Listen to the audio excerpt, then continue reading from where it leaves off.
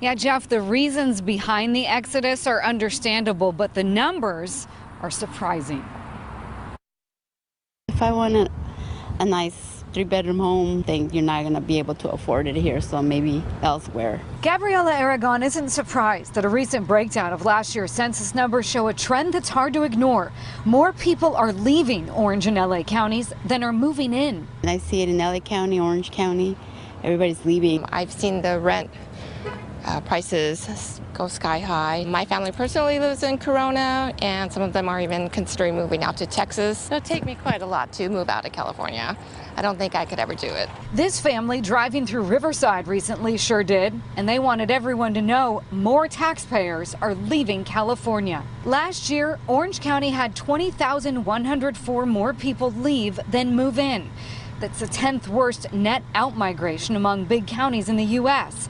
In LA County, they had 98,608 people leave. That's the biggest net loss in the U.S. One U-Haul in Orange County says one-way trucks out of state are in high demand.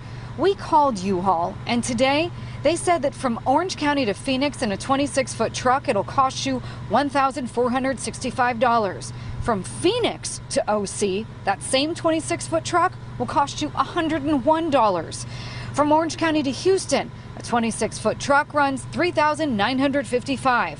From Houston to OC, the same type of truck will run you $964. It's all based, they say, on supply and demand. Orange County is definitely expensive. We're moving out of Orange County for that sole reason. But not everyone is moving out of state. This couple is moving to Riverside, and they're not alone. Riverside County had 18,980 people move in. That is the 4th biggest gain in the nation. Because I think you can get what we have here elsewhere. It's just you have to find it. Yeah, I know about 2,000 people, according to that same census report, are moving to San Bernardino County because it's more affordable. That's the very latest from Santa Ana. Back to you guys in the studio. All right. LA County's homeless crisis is growing tonight. New numbers show 59,000 people living on the streets. That's a 12% jump over last year. But as LA tries to clean up the streets, investigative reporter David Goldstein found security cameras intended for that effort locked inside a city building. Those cameras were supposed to catch people dumping trash on the streets. Yeah, but we found they're collecting dust, actually, locked inside a storage closet. David Goldstein has been breaking the story tonight and has the details for us. David? Well, guys, it sounded like a great idea. Cameras to catch the dumping of trash that's causing that rat epidemic and typhus. We found those surveillance equipment has been sitting since it was purchased more than a year ago, and here's the video to prove it. You're looking at more than $150,000 worth of security cameras and equipment, taxpayer money spent to try and catch this illegal dumping in downtown LA. But we uncovered these cameras, about 24, have been sitting in this locked storage cabinet in this LA City Public Works building, never used, even though they were purchased more than a year ago. And what do you think about that? They're sitting in a closet. That's terrible.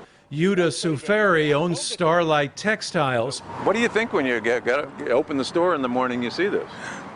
It's terrible. This is what he sees most mornings, a pile of trash in front of his store near Skid Row. Our business is suffering from that. Dumped here, he believes, by other store owners who won't pay for trash pickup. Do you think the city should catch them doing that? Of course.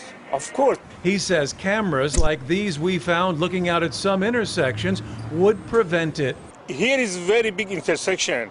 If there was one camera here, for sure it should have better effect here.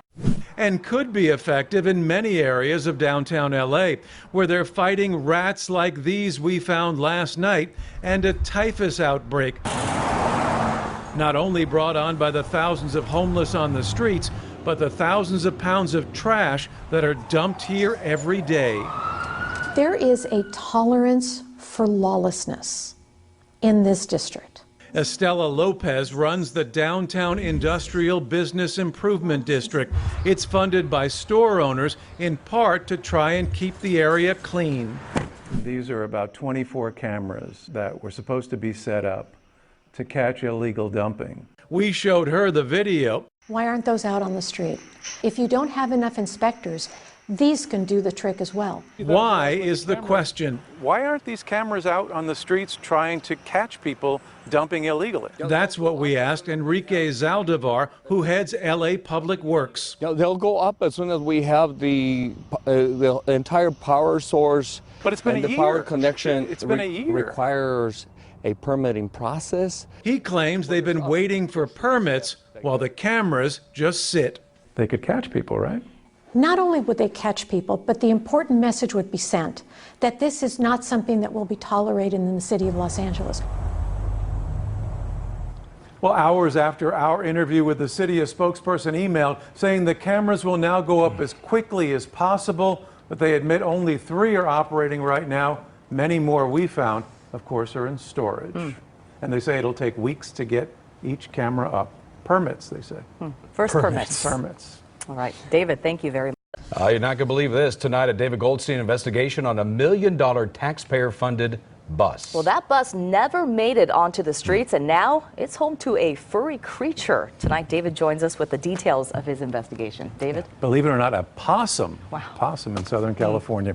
Well, taxpayers shelled out almost $1.4 million for this energy-efficient bus. But all that money that went into it couldn't make it run properly. It's been sitting for years and now home to an angry animal. Whoa, look at those teeth. This is what we found in this $1 million hybrid bus, paid for by taxpayers, but we discovered sitting idle for years. A possum living in the engine. And this one wasn't playing. It's got a nice little home in a $1 million plus bus. This former Burbank Transit employee, who we're not identifying, first noticed the animal when he opened up the engine compartment. What'd you think when you opened it up and saw that possum? It scared me. When it snarled at me, I just jumped back. That's when I took a picture of it because I said, nobody's going to believe me. The bus was funded through a 2007 state grant requested by the city of Burbank. It called for a hybrid hydrogen fuel cell bus for zero emissions, one of the first of its kind, at a cost to taxpayers of more than $1.3 million, with the total project costing almost $2 million. It was touted by the U.S. Department of Energy. They said the bus can be fully charged by plugging it into a 220-volt outlet, and that Burbank Bus planned to operate the fuel cell vehicle on all of its routes, starting in 2010. But our source says it hasn't moved from this spot for years. It's more like a phantom bus. Nobody knows nothing about it.